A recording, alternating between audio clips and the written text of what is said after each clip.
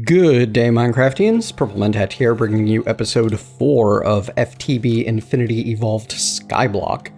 Last time, we set up our mob smelter, and in a little bit over half an hour, it has already produced almost a full double chest worth of goodies, plus a little bit extra that I've already pulled out from the witches.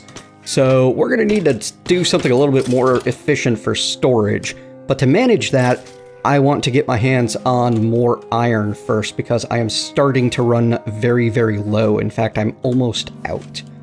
So, how are we going to go about doing so? Well, to do that, I want to make myself some more automation so I can set things up and go do other things while they work on it. Let's see, what am I going to build? Well, first off, I want to make the X Compressum Auto Sieve using any standard sieve, 2 blocks of iron, 2 iron ingots, and 4 glass panes. Now to power this guy, you're going to need something that can provide some energy.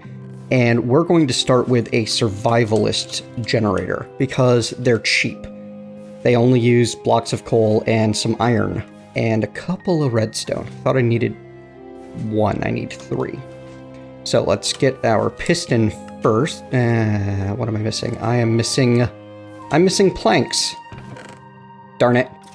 I'm still behind the curve on trees. I need to actually spend a little bit of time farming them, but I hate tree farming. It's what got me into modded Minecraft in the first place, was how much I despised tree farming by hand.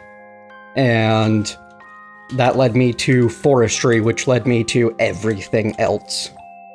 So I may have to find a different option. I'm going to want to get an automated tree farm up as quickly as possible, but again, for that, I need iron. And to get a reliable iron supply, I need to get automated sieving going. And, let's see, 5 ingots worth of molten iron into a gear cast on a casting table will give us the iron gear that we need to get our survivalist generator. Now, survivalist generators don't provide a lot of power fast, but they do provide relatively efficient power over time. They will only put out 5 RF per tick, but that's enough to get moving. And as long as you're generating more coal, well, then you can make more survivalist generators. I'm just gonna set you right there. I have no idea how you pick the person in there.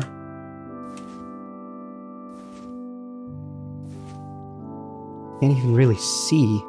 That's okay. The autosieve can use up to 40 RF per tick. We're only using the 1 survivalist at the moment, so we're only going to be producing 5 RF per tick. And we're going to go ahead and toss our coal coke in there. That's going to give us 4.5 hours of 5 RF per tick. So plenty of time to work through quite a lot of gravel. It's just going to be slow. It's not going to do any one piece of gravel very, very quickly. Huh, that's interesting. It told me it was going to cost me 5 ingots to cast this gear when I looked at the recipes. I have no idea why that changed. Yep, I have no idea who that is in there. That is 0, apparently. And I don't know how to change this skin. Apparently with a name tag, according to Twitchipedia. Or you can name the book.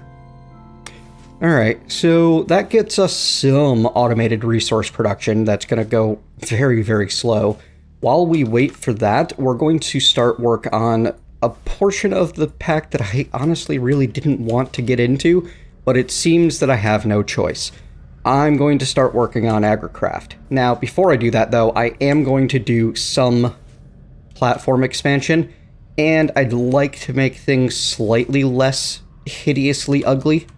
So let's do that. Step 1, grab some water, and we're going to water ladder down a bit.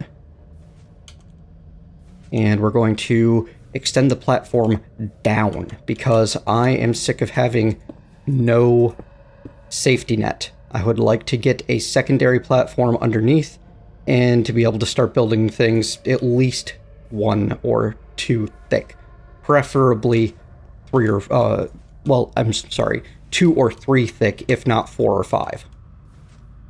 And that gives us the place that we need to fall onto so that we can actually start getting a little bit of a stairwell built.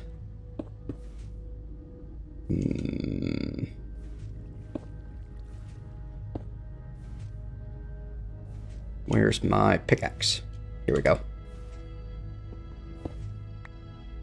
Again, not for the faint of heart. Any acrophobes in the audience, I apologize. But these sorts of sequences are basically inevitable when you're playing Skyblock. There we go. And because I like to have at least the illusion of safety, I'm going to go ahead and build out here, and we're going to make a wall so that the stairwell is nice and secluded. You cannot accidentally run into the void. And look, I've got stars going wild again. So strange.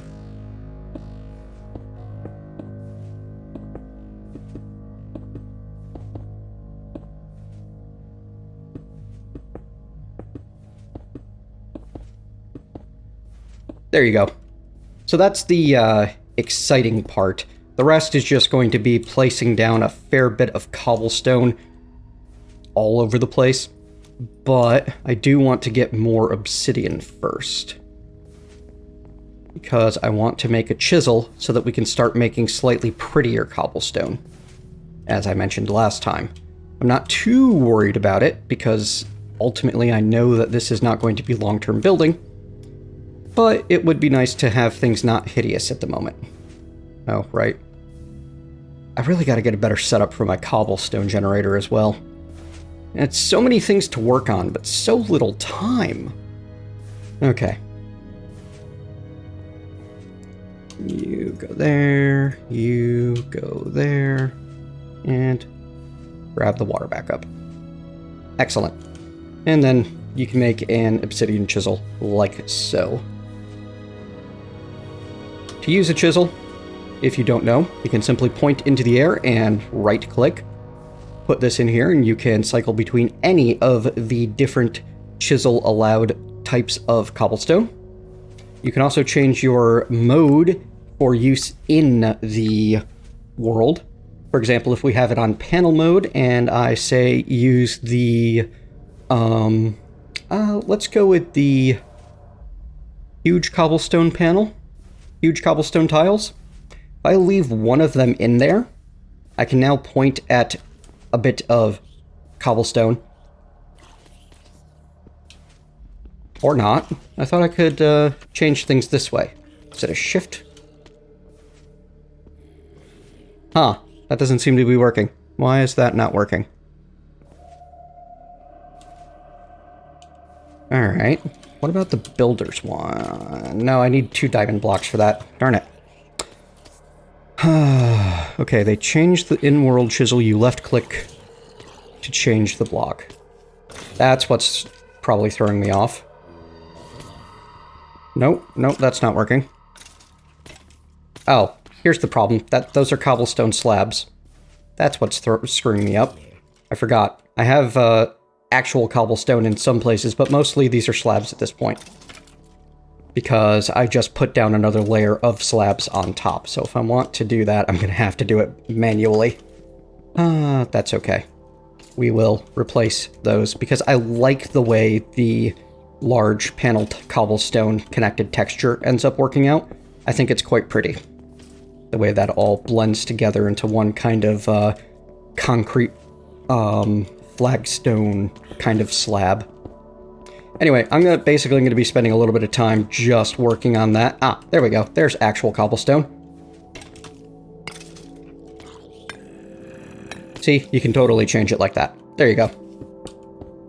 Of course, doing so does use durability from the chisel, but with an obsidian chisel, you have rather a lot of durability to work with. So, nothing to worry about. And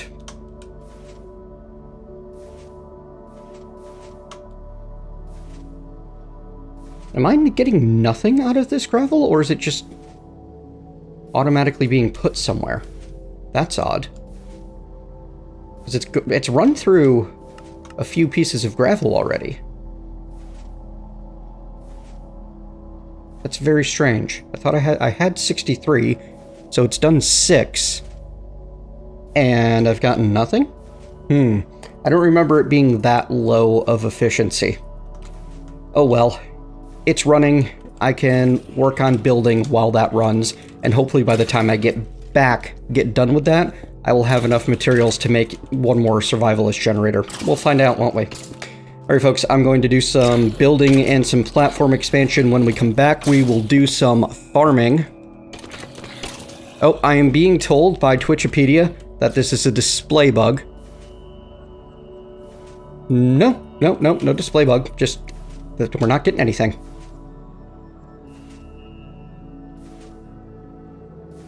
Very, very odd. Oh well. We will hopefully be able to speed that up sometime soon by the time I get done expanding the platform. Well, it's still in here. There we are. I'll be back soon. Alrighty, we've got the platform expanded. I have a nice little area underneath so that I can make everything double thick. Have it all set up so that nothing is about to spawn on my face. Learned a couple of things about the tools that we have available to us.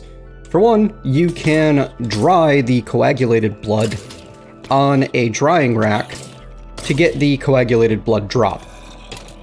Coagulated blood drops just restore twice as much hunger and slightly less saturation. They also give a health boost 2 buff instead of the health boost 1 buff, which, if you hate potion effects as much as I do, is a mixed bag.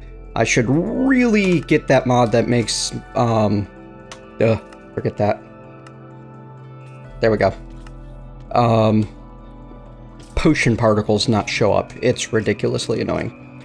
Alright, so we've also upgraded the dirt producer some. We've got a chest where I'm putting all of the rotten flesh that comes out of this thing. And I put another box onto the vacuum hopper because, well, I want to collect all the rotten flesh and not have to empty the thing out manually quite as often. So we're producing plenty of dirt.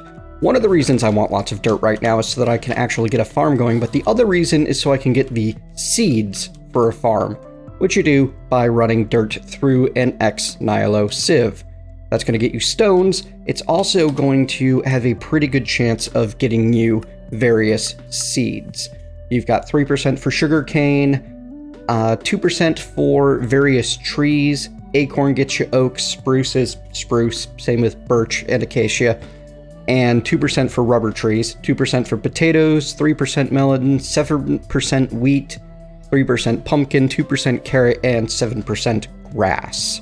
The grass seeds are of particular importance to me right now because they will allow me to get a block of grass in the world. Oh, hey, look, there's some melon seeds. Fantastic.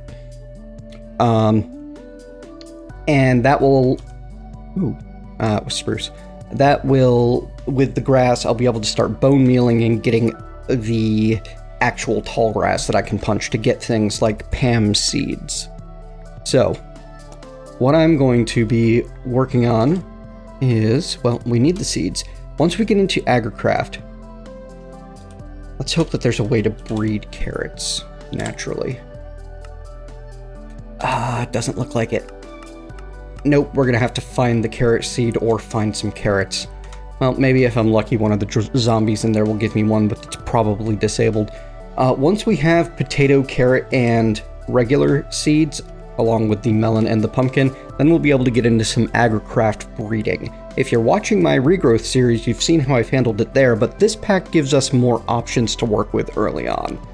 So I'm going to work my way through the dirt that I have until I have the seeds that I am looking for, and hopefully I'll find it within this set of seeds without needing to get into more, because that could be a bit of an issue. And then once we're back, we'll start breeding these up and accelerating them using the extra speed of our mob spawner.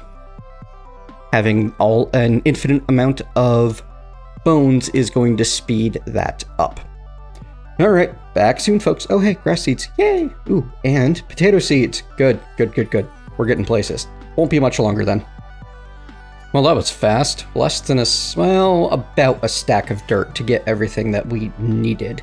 And, bonus, 3 rubber tree seeds. Let's see which ones we get. Alright, there's an Industrial Craft 2 rubber tree sapling. There's a Mine Factory reloaded up rubber tree sapling. Great, so we got a little bit of both. Fantastic.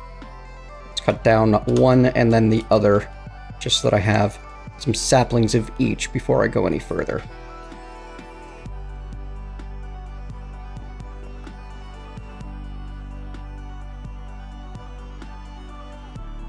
I have no idea if one or the other is more useful, but I like the idea of having both saplings available when I want to use them. That's pretty nice. And we've still got another rubber tree. We've got spruce in the back as well. And I'm just going to go ahead and start some grass growing over here. Excellent. Okay. What's next on the agenda? Well, I'm going to want a good bit of wood handy. I'm going to want some... where's my glass? My glass is over here. First thing I need to make is the seed analyzer, which is going to require 1 glass pane and then some those are brick slabs. Okay, sure, why not? I've got some bricks over here, don't I? No, but I can make some. What a pain. Specialty items. And 1 analyzer coming right up as soon as I grab a oakwood slab. I knew I kept it for a reason. Alright, what am I missing? Oh, I don't have any sticks on hand. That's the problem. Weird.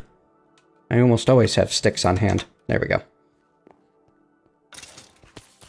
We're not going to bother with a journal just yet, but we will be making one later on. To do so, you use any 4 seeds. There it is. Any 4 seeds, a book and quill, and some crop sticks. The crop sticks, on the other hand, we're going to need quite a few of those immediately. So I'm just going to turn all of the logs I have into a stack of crop sticks. There we go. Now, the way AgriCraft works... Oh, we're going to need a hoe, aren't we? Well, to make a hoe, we can instead make ourselves a mattock from Tinker's Construct using a flint axe head, a flint shovel head, and a simple stick.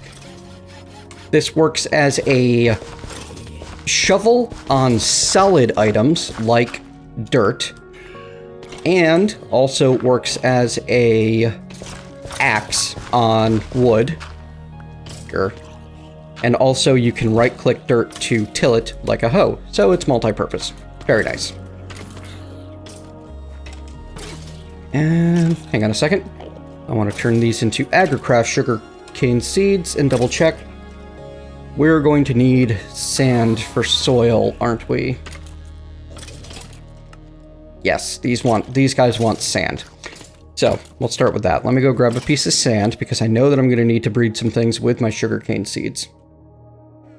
And I'd like to get some of this started as quickly as possible. So we'll come right here. And show you how I'm going to set about breeding things. Get the sugarcane onto the crop sticks. Well, first off, let me show you what you can do with the analyzer. If you run a seed through the analyzer, it'll tell you the current stats. The current stats on this are growth 1, gain 1, strength 1. Now, in this pack, the weeds are enabled, so that strength stat becomes super helpful. When it is mature, the gain stat tells you how many you're going to get between 1 and 4, and the growth stat tells you how fast it will grow on its own. Now, the thing that we're going to be making use of to really move this along is the clipper. This is not available in regrowth. You just need some shears, some iron, and a couple of sticks, all of which I'll have on me in just one moment.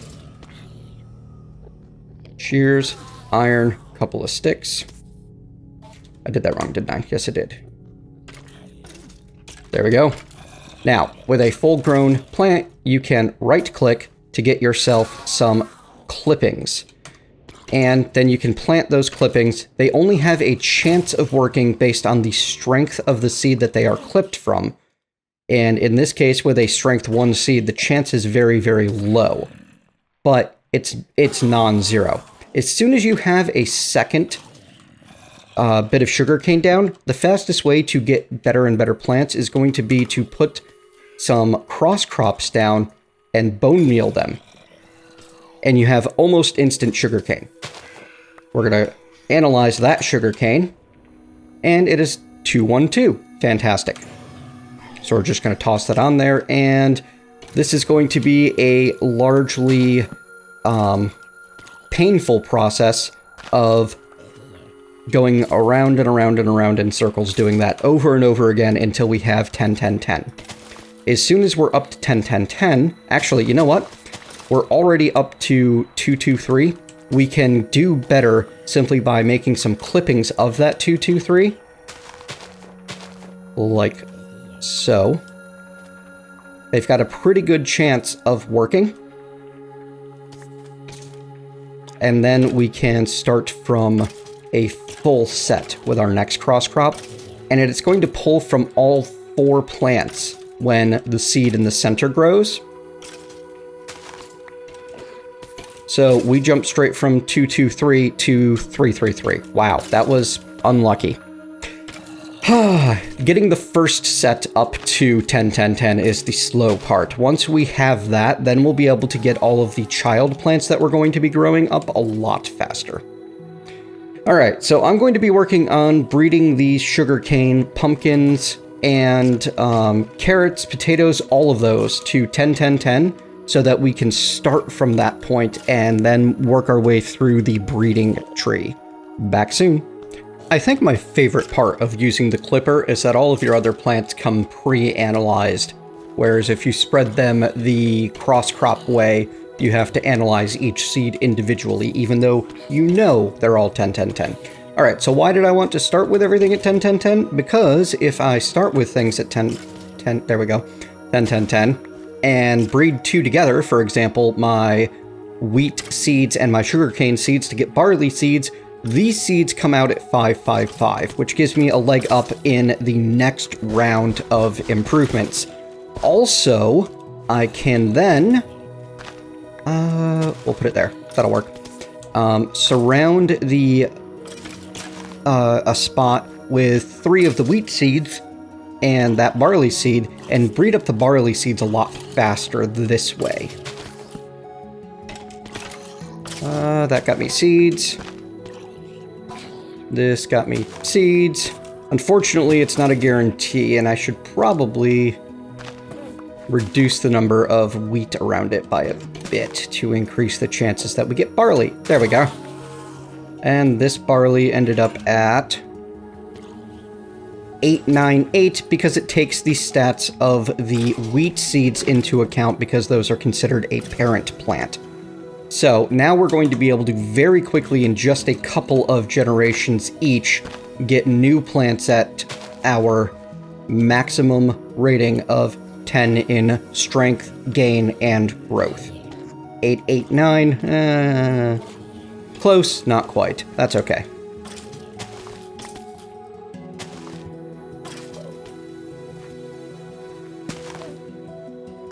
And here we go again.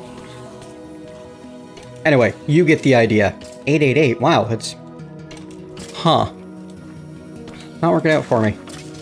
That's okay. Now we're on just barley. We should be able to get the rest pretty quickly.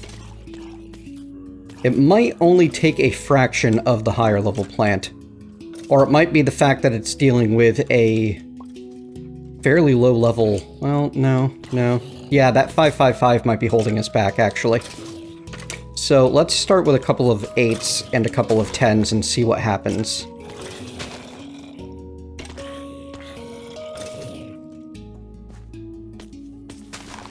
There we go. This one came out at 1099. So there you go. You just need to make sure that you get rid of the lower class ones as you go, and try to keep an even number between the two. 889, 898, 1099. It ends up working out. Eventually you get everything that you need. So what is my goal with all of this plant breeding? Why am I bothering? Well, when I feed the little dude in that autosieve over there, he works faster and more efficiently, and that is based on how good the food is that I give them. For example, I can show you a direct difference. Give me just a second. There we are. The coagulated blood that I have in my hand right now has that's 2 hunger and 4 saturation. I'm using apple core, by the way, added to the pack. This gives him a 1.5 speed boost. You can see it in the Wayla tooltip for a moderate period of time. It doesn't last very long. The coagulated blood drop with 4 hunger and 3 saturation works a little bit less time, but gives double the speed boost during that time. My goal is to get soy seeds, which will require me to crossbreed beans and rice over farmland hummus, any normal thing. With the soybean seeds, I'll be able to make tofu. I am also going to want spinach. Spinach seeds are going to require lettuce and cactus. Cactus is made with sugarcane and poppy over sand. Poppy is made with sugarcane and pumpkin over basically anything.